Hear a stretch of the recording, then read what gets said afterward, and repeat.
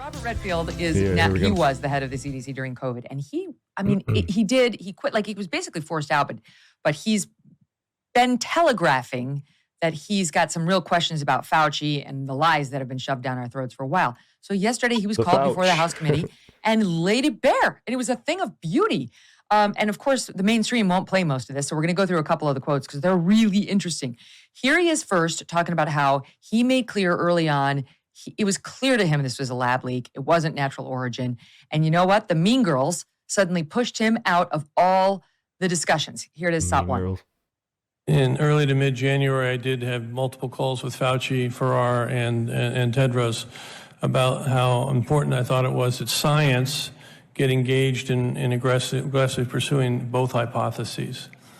I also expressed, as a clinical virologist, that I felt it was not scientifically plausible that this virus went from a bat to humans. Why do you think you were excluded from those calls?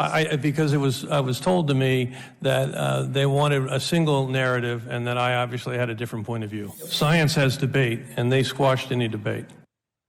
Yep, I remember this so vividly. Like, it was in this Wuhan marketplace where there was a bat, and somehow the bat transferred COVID to people, and that was the official story. And if you at all went against that, you were like invalidated. Like, whatever you said didn't matter anymore because you're just some crazy conspiracy theorist. So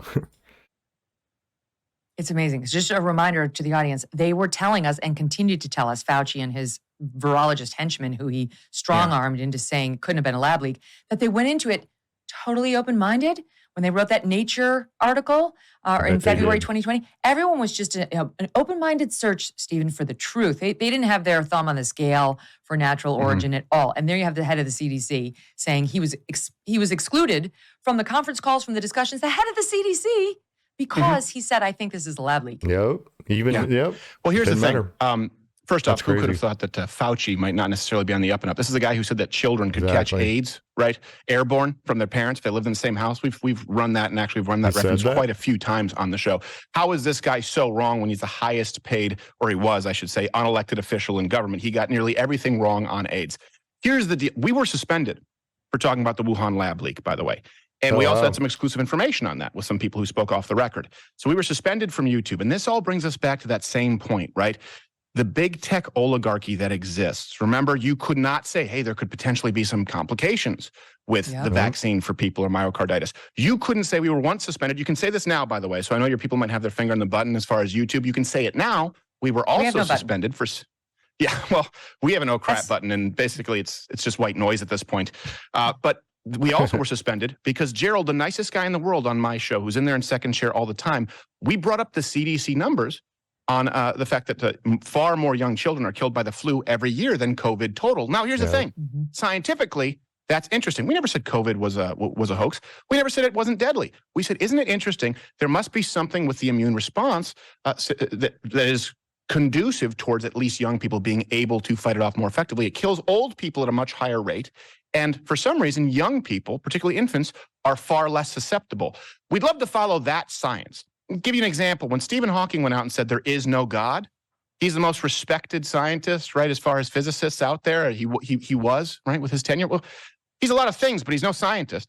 That's not a scientific statement to say that there is no God. The problem is not that these people are unscientific. The problem isn't that Fauci is Fauci. We know exactly who he is. The problem is when YouTube, Facebook, and those who used to head up Twitter, you really have three companies who control 95+% of the information. You can toss Amazon and Apple in there. When they all get together and say, you can't talk about the lab leak. And then the real problem is when you have conservatives, when you have people on the right saying, okay, we'll avoid talking about that because we want to be in your good graces. That's why we were forced to go off and work with Rumble and work with at louderwithcreditor.com/Mugler, because we were running up against this all the time. Megyn, I'm talking 3, 4, 5 suspensions.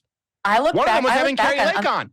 I know, which we did, and whatever. I look back at the reasons you got suspended. I'm like, what? How? Like, it's been absurd what's happened to you, and you needed to find a new platform. I get it. Wait, let's get to soundbite number 2 because this is equally good. So Fauci, yes, you use the word lie. Yes. So Fauci goes before Rand Paul, before Congress, before the U.S. Senate, before the House Republicans took over. I remember that, and Rand Paul was grilling Fauci, like just grilling Fauci. It was awesome. because we wanted some answers. And I love Rand Paul. He's the only one who'll actually like try to get some answers, it seems like, and hold people accountable, but you can only do so much. In the other chamber. And Rand Paul's been the best person on this. I mean, he's amazing to watch him try to cross-examine Fauci or anybody else on this because he's a doctor. He knows what he's talking about. And Fauci repeatedly told him, we didn't do gain-of-function research. We never did that. We know it's not true. The CDC and the NIH has now admitted it. Okay, it's not a matter of Megyn Kelly's opinion. They've admitted that they were doing gain-of-function research through this Wuhan lab. So here's Redfield, former CDC director, on Fauci and whether he's a liar. Saw it too. Do you think that Dr. Fauci used this paper to hide the gain-of-function research created this virus? I think 100% Fauci used it to cover up the gain-of-function research in the lab. I can't talk about Fauci's motivation. Do you think that the paper does hide the truth?